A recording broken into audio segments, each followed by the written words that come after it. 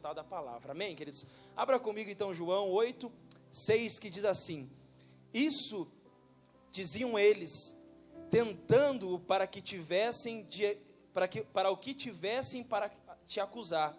Mas Jesus, inclinando-se, escrevia com o dedo sobre a terra. Amém, queridos? Tome teu assento, em nome de Jesus. Nós estamos, esses dias, pregando sobre alguns ditados populares. Ditado popular do domingo passado, eu falei sobre o tema Deus tarda, mas não falha. E hoje, continuamos com a nossa série de ditados populares, que é Deus escreve certo por linhas tortas. Alguém já ouviu esse ditado alguma vez na sua vida? Levante a sua mão assim, se você já ouviu. É um ditado popular, queridos. E por ser um ditado popular, muitas vezes acreditamos que tudo aquilo que vira popular é bom, que tudo aquilo que vira popular é certo, que tudo aquilo que nós repetimos, se torna muitas vezes uma verdade na nossa vida. Você já ouviu aquela frase que uma pessoa que mente, ela mente tanto que aquilo se torna verdade para ela? Mas, queridos, o que nós precisamos entender é que verdade é verdade, mentira é mentira. O que nós precisamos entender é que nem tudo aquilo que todo mundo fala é verdade. Você já não escutou da sua mãe, ou já ouviu da sua mãe, um dia você já não falou assim: ah, mãe, mas todo mundo faz. Qual foi a resposta dela para você? Você não é todo mundo. E, queridos, quando eu era mais jovem, adolescente, eu sempre escutava isso do meu pai, porque eu queria estar no fervo, E meu pai falava: não, mas você não é todo mundo. E hoje eu sou pai, hoje quem fala sou eu. Isso é muito bom, queridos. Mas o que eu quero que você entenda, queridos, é que será que Deus, ele escreve certo por linhas tortas? A Aline, ela sempre fala uma coisa para mim: Vinícius, nós precisamos fazer as coisas certas, mas da maneira certa. Nós não podemos fazer as coisas certas da maneira errada. E hoje nós vamos ver aqui, queridos, que existe sim formas ou maneiras de fazer a coisa certa da maneira errada. E nós temos que construir algo na nossa vida para que nós possamos fazer as coisas certas da maneira certa. Evangelho de João aqui, o capítulo de número 8, ele nos traz uma palavra.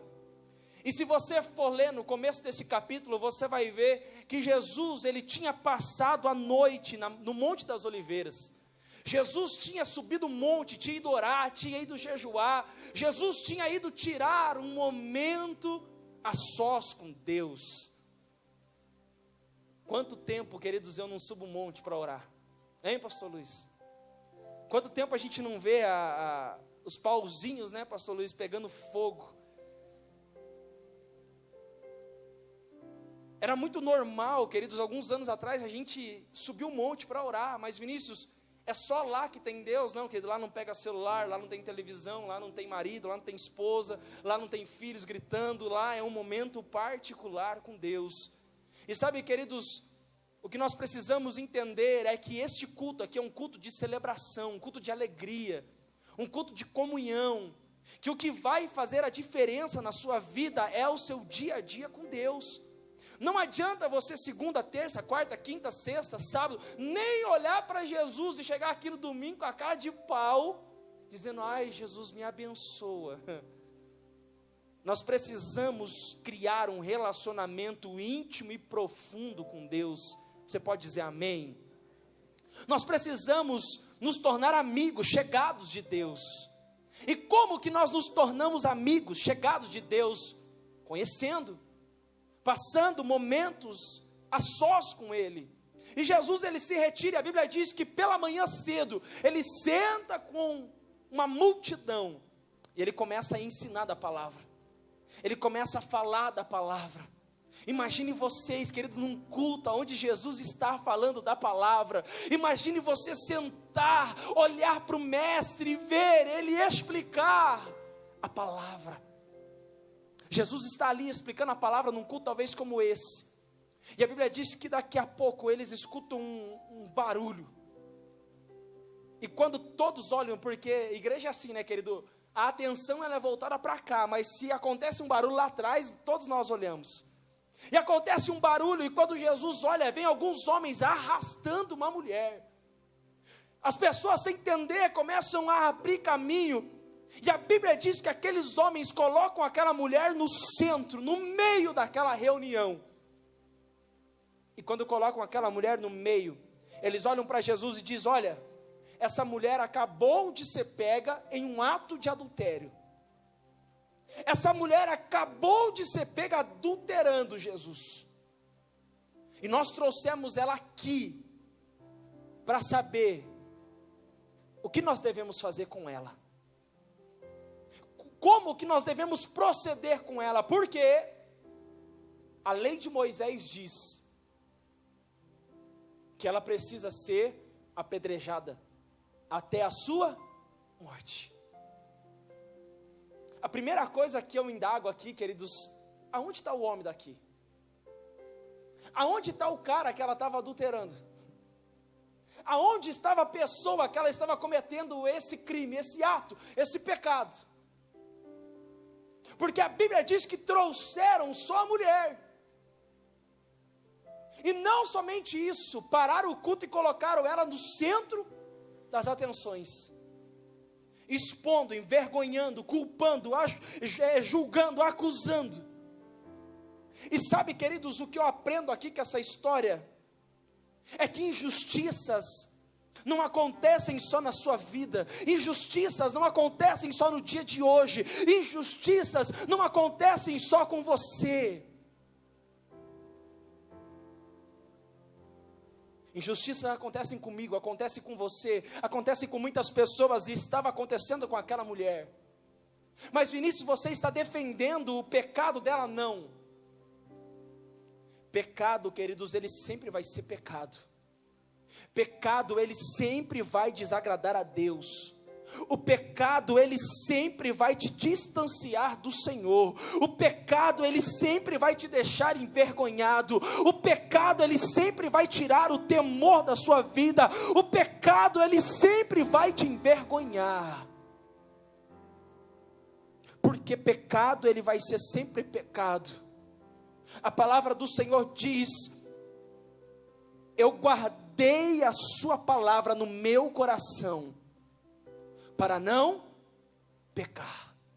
Eu não guardo a palavra no meu coração para mim ser salvo. Eu não guardo a palavra no meu coração para eu usar numa discussão. Eu não guardo a palavra do Senhor para eu saber mais do que alguém. Não, a Bíblia diz: eu guardei a sua palavra para não pecar. Porque quando você guarda a palavra, você precisa praticá-la. Quando você pratica, você se afasta do pecado. Porque a palavra é que nos livra do pecado. Porque é na palavra que está escrito: se afaste da aparência do mal. Quando você caminha na palavra, você sabe que aquilo é uma pedra de tropeço na tua vida. Quando você caminha na palavra, você sabe que aquele copo de cerveja vai te levar para outras coisas. Quando você caminha na palavra, você sabe que aquela fugidinha da sua casa vai te levar para o pecado. Quando você caminha na palavra, você sabe que aquilo está vindo para te tentar. E olha que engraçado, queridos. Quando os discípulos olharam para Jesus e disseram: Jesus, como nós devemos orar? Jesus começou a ensinar eles e disse para que livrassem eles das tentações.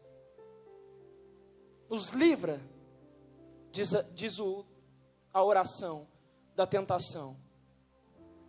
Mas lá no Getsêmani, quando estava Pedro, Tiago e João, Jesus disse para eles: orem, vigiem, para que não entrem em tentação. Qual a diferença de entrar e livrar? Quando Deus precisa te livrar da tentação, é porque você já está nela. Mas quando Deus manda você orar e vigiar, é para você não entrar nela.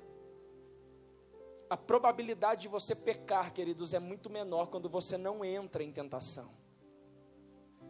Você que está aqui, você que está em casa, diga comigo: pecado não se enfrenta, pecado foge. dele. Lembra de José? Quando a mulher de Potifar tirou a roupa, ou tentou ele, a Bíblia diz que ele fugiu. Porque se você tentar enfrentar o pecado, você vai cair no pecado. Mas se você fugir do pecado, você não vai entrar em tentação. Aquela mulher tinha pecado errado, mas ela não tinha pecado sozinha. Quando trazem ela para o meio, e aqui eu vejo algo, queridos, que a primeira coisa que o pecado dessa mulher fez na vida dela, foi envergonhá-la. Porque é bem verdade que todo pecado traz consigo a vergonha. A segunda coisa, queridos, que eu vejo nessa mulher, que o pecado trouxe para a vida dela, foi acusadores. A primeira vergonha de expor ela, segundo acusadores, olha, essa mulher pecou, essa mulher errou. E sabe qual é a terceira coisa que eu aprendo com essa mulher, queridos? É que o pecado dela atrapalhou o culto de Jesus. O pecado dela atrapalhou o culto daquelas pessoas. Tem muitas pessoas que entram num culto como esse, canta, ora, escuta a palavra, mas sai daqui dizendo, culto não foi bom. E esquecemos que a Bíblia fala para nós entregarmos o nosso culto como um sacrifício, nossa vida como um culto de sacrifício a Deus, e que o culto ele é particular, ele é pessoal. Então não saia de um culto dizendo, não, a música estava ruim, a pregação estava ruim, a oração estava ruim. Não, comece a vigiar a sua vida e olhar o que está de errado na sua história, para que Deus possa consertar e você entrar aqui e não atrapalhar o seu culto com o pecado, porque o pecado ele te envergonha, o pecado ele te expõe, o pecado ele traz acusação. Mas querido, se você entrou aqui dizendo, Deus, eu sou o pior pecador, eu quero dizer para você, Jesus está aqui, Ele vai te perdoar, Ele está estendendo a mão, Ele tem vida, perdão para derrubar sobre a tua história. Diga comigo, o pecado não é o final da estrada, mas é o começo de uma nova estrada. Porque arrependimento não é remorso, arrependimento não é peso na consciência, arrependimento é mudança de atitude. A Bíblia diz assim, queridos, que aquele que continua no pecado, ele é filho do diabo. Alguém quer ser filho do diabo aqui, querido? Preste atenção que esse versículo diz, aquele que pratica, que está na prática do pecado, ele é filho do diabo. A Bíblia não está dizendo que aquele que peca é filho do diabo, a Bíblia diz que aquele que está na prática, praticando. Sabe o que é praticando? Você peca hoje, pede perdão, amanhã você faz de novo. Aí amanhã você pede perdão, no outro dia você faz de novo. Aí você pede perdão e faz de novo, e faz de novo, e faz de novo, e faz de novo. E de tanto você fazer de novo, aquilo nem parece mais pecado. Então a Bíblia diz que aquele que está na prática do pecado, ele é filho do diabo. Mas eu quero dizer para você hoje, a porta da graça está aberta. Não, eu vou repetir para você, a porta da graça está aberta. Deus, Ele não está com o dedo apontado para você como esses homens, mas Ele está com a mão estendida para te acolher, para te receber de novo. Mas Vinícius, o meu pecado é o pior, querido. Eu quero dizer para você, não existe pecado que vai anular o sangue de Jesus. Não existe pecado que vai apagar o sangue de Jesus. Não existe pecado que vai anular a morte dEle pela sua vida. Não existe pecado confessado que vai te tirar do céu, da presença, do reino. E agora Jesus, essa mulher pecou. A lei mosaica, queridos, preste atenção que a pessoa que, eu não sei você, mas eu já conversei com pessoas que conhecem a Bíblia, como nós falamos, de capa a capa. E ela se desvia ela dos caminhos do Senhor, e você vai conversar com ela, ela prega para você. E a Bíblia diz aqui que os fariseus, está aqui ó, Versículo 3, os escribas e os fariseus trouxeram aquela mulher. Eles conheciam a palavra, eles conheciam a lei, mas eles não praticavam a palavra, eles não praticavam a lei. Eles amavam Samuel a verdade, mas eles não praticavam a verdade. Tem muitas pessoas que amam a verdade, mas não praticam a verdade. Tem muitas pessoas que amam a lei, mas não praticam a lei. Tem muitas pessoas que amam ser sincera, a sinceridade, mas não são sinceras. Sabe o que eram escribas e fariseus? Doutores, mestres da palavra. É por isso que a Bíblia está dizendo, queridos, ela diz assim que a letra, ela mata, mas o Espírito, ele vivifica. Então, Vinícius, eu vou parar de ler a Bíblia. Não, queridos, você precisa ler a Bíblia com uma revelação do Espírito Santo. Quanto mais você ler a Bíblia, mais o Espírito te revela, mais você é cheio dele. E agora, Jesus? Porque todos que fazem isso, eles acabam usando a palavra de Deus para interpretar o seu pecado, como se pecado tivesse interpretação. Pecado não tem interpretação, querido. Pecado tem arrependimento e só. Já viu aquela história assim, você briga com o seu namorado, com a sua namorada, com o seu marido, com a sua esposa, você fala, me perdoa, amor, mas... Só eu, pecador, que já fiz isso, né, querido? Me perdoa, mas... Se você não tivesse falado, se você não tivesse feito, se você... Que arrependimento, meia tigela, né, queridos? Você tinha que ter parado lá, não me perdoa. O mas, querido, ele não era necessário. Os escribas, os fariseus levam aquela mulher e dizem, olha, Jesus, essa mulher pecou. E a lei de Moisés manda que a gente apedreje ela.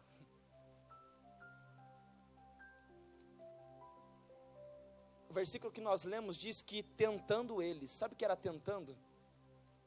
Era testando. Eles estavam procurando alguma coisa para acusar Jesus. Você já viu que tem fases na nossa vida que as pessoas olham para a gente tentando achar um defeito? Você já viu que tem pessoas na tua vida que olham para você e querem encontrar alguma coisa errada? Jesus passou por isso, querido.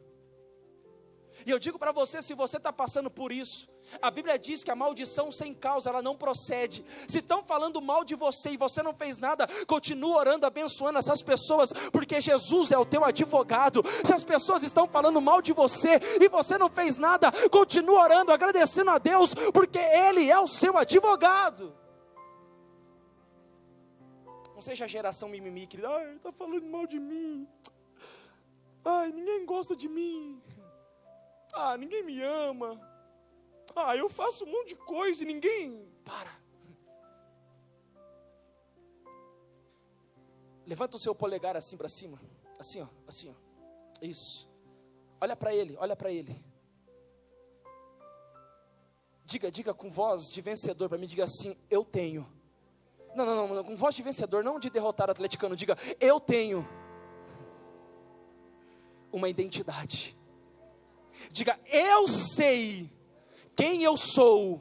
Diga, eu sei a quem eu pertenço. Diga, eu não preciso provar nada para ninguém, porque o meu pai já me aceitou. Diga, o meu pai já me aceitou. Se eu fosse você, eu levantava as tuas mãos e aplaudia e agradecia a Ele.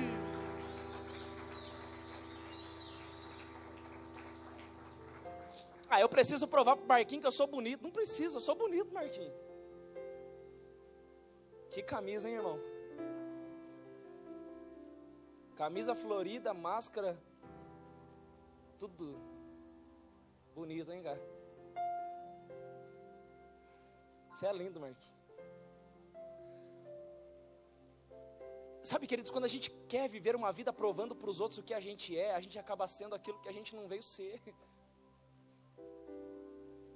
Você não precisa se enquadrar nos moldes da sociedade, você precisa se enquadrar nos moldes da palavra, querido. Porque o modo da sociedade é assim, a calça rasgada, tornozelo aparecendo.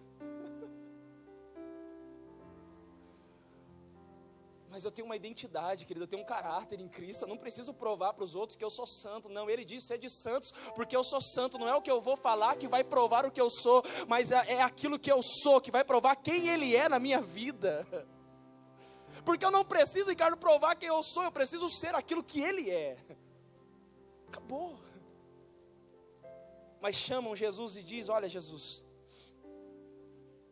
a lei de Moisés manda a gente apedrejar, os romanos permitem que a gente traga ela aqui. Mas a palavra do Senhor diz, o versículo de número 5, diz assim, na lei nos mandou Moisés que a tais sejam apedrejadas. Porém, tu, Jesus, o que dizes? Roma permitia que trouxesse a mulher adúltera. Moisés permitia apedrejá-la. Mas sabe o que aqueles homens estavam dizendo? Inconscientemente, mas a última palavra, Jesus, é tua. A última palavra quem dá é você. A última palavra, o que nós vamos fazer é o que você falar. Talvez muitas palavras disseram na sua vida, talvez muitas coisas falaram de você, talvez muitas sentenças sentenciaram na sua vida, mas Deus te trouxe aqui essa noite para te dizer que a última palavra é dele.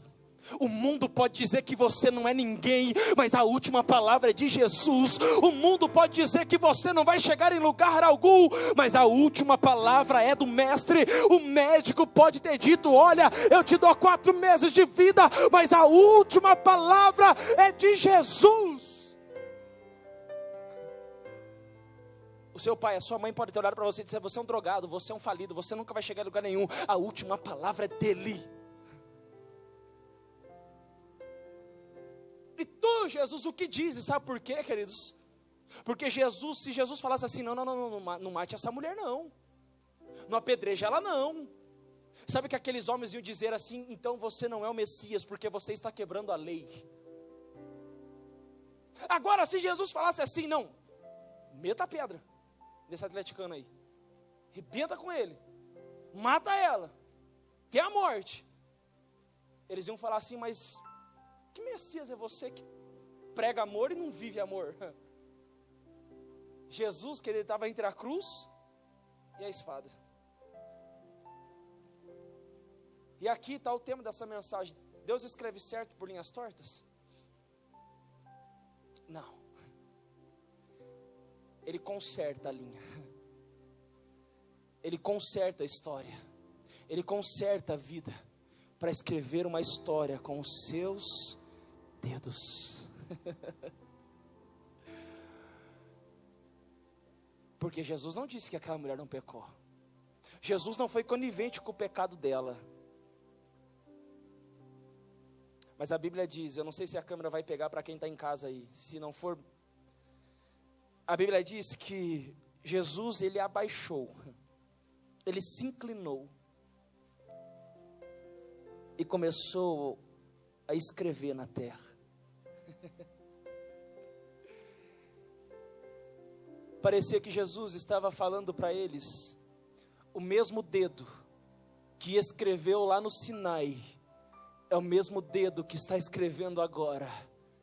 O mesmo dedo que escreveu essa lei, o mesmo dedo que escreveu os 10 mandamentos, é o mesmo dedo que está escrevendo aqui na terra hoje. E ele está escrevendo por quê? Porque João disse, no princípio era a palavra, e a palavra estava entre nós, e a palavra era Deus, e ele estava, e tudo foi feito por meio dele.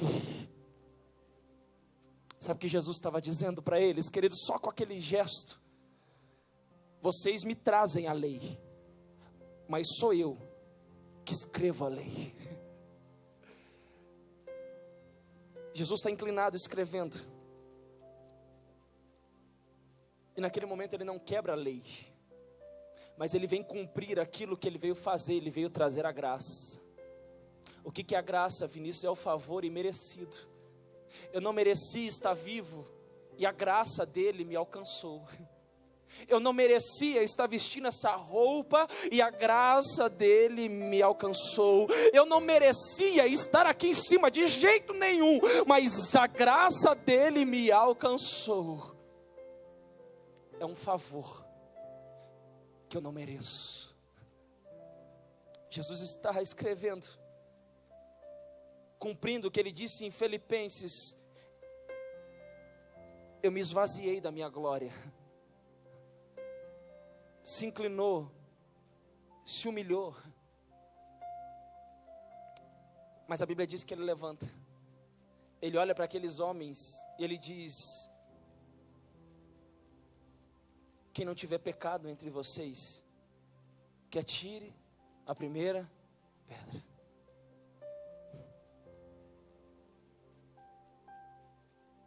Se você gosta de acusar alguém, pare um momento e se coloque no lugar dele. Se você gosta de falar do erro dos outros, pare um momento e veja como está a tua vida. Porque a Bíblia diz assim: tira a primeira trave do seu olho, para depois você enxergar o cisco. A Bíblia diz que na mesma medida que você julgar, você será julgado. A Bíblia diz que quando Jesus fala essas palavras, versículo de número 7 em diante, diz que os mais velhos, do mais velho ao mais moço, começou a soltar as pedras. E sabe o que eu aprendo aqui, queridos? Nós jovens temos uma dificuldade de reconhecer os nossos pecados. Nós temos dificuldade de reconhecer os nossos erros. A Bíblia propositalmente diz aqui que dos mais velhos começaram a soltar as suas pedras. Sabe o que eu aprendo aqui, queridos? Que a maturidade, ela me ensina que eu não sou nada, que eu não sou ninguém e que eu preciso aprender todos os dias. Do mais velho aos mais novos, soltam a pedra, e a Bíblia diz que eles viram as costas e vão embora.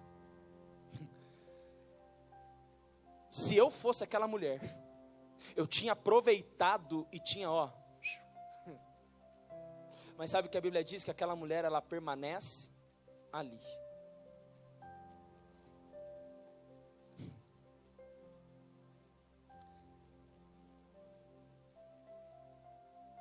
Jesus olha para ela e diz: aonde estão os teus acusadores?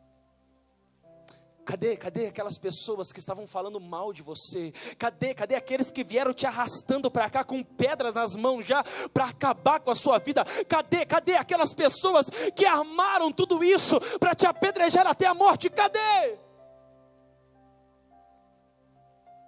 Ela olha para o lado, ela diz: ninguém, meu Senhor.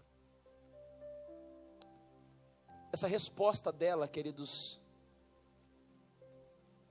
sabe o que ela está fazendo? Ela não está apenas respondendo Jesus, mas note que no começo dessa palavra, ou num pouquinho antes, eles vão chamar Jesus de mestre, eles vão chamar Jesus pelo nome, porque mestre era um professor, aquele que ensinava. Jesus era um homem que se dizia o Messias, e eles não acreditavam.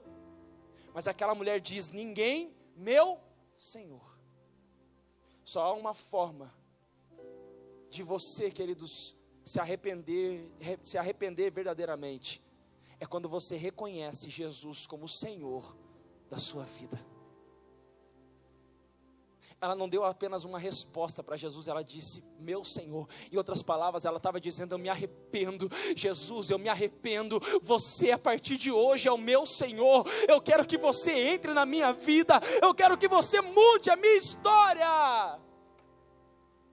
Talvez você entrou por aquela porta, talvez você começou assistindo esse culto hoje dizendo: Deus, eu não vou para frente, minha vida não vale nada, nada dá certo na minha vida. Eu quero dizer para você, o mesmo Jesus que estava escrevendo algo na areia ali na terra, que nós não sabemos o que, é o mesmo Jesus que está escrevendo a tua história hoje. Jesus olha para ela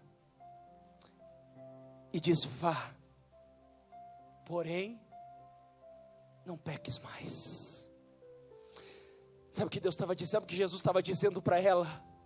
Vá e mude a tua história, vá e mude a sua vida, vá e não volte mais para esse lixo do pecado, vá e não cometa mais esse mesmo erro, vá e mude a tua vida, porque eu estou te dando uma oportunidade.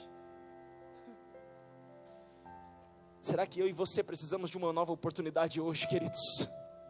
Será que eu e você precisamos de uma chance hoje? Será que eu e você muitas vezes não estivemos como essa mulher, pronto a morrer? Mas Jesus veio e nos alcançou. Os acusadores foram embora. Aqueles que vieram para sacramentar aquilo que eles arquitetaram foram embora. E sabe o que sobrou na frente dela? Jesus. Sabe quem está aqui hoje, querido? Jesus. Sabe quem está mudando a tua vida hoje? Jesus. Sabe quem está mudando a tua história hoje? Jesus. Sabe quem está dizendo para você: olha, os teus acusadores todos foram embora, ficou somente eu. Jesus. Ele está escrevendo uma nova história. Mas agora Ele está escrevendo uma nova história na sua vida com o seu próprio dedo. Se você precisa de algo que Deus escreva na tua vida diferente do que você está vivendo, se coloque de pé. Se você precisa que Ele desenhe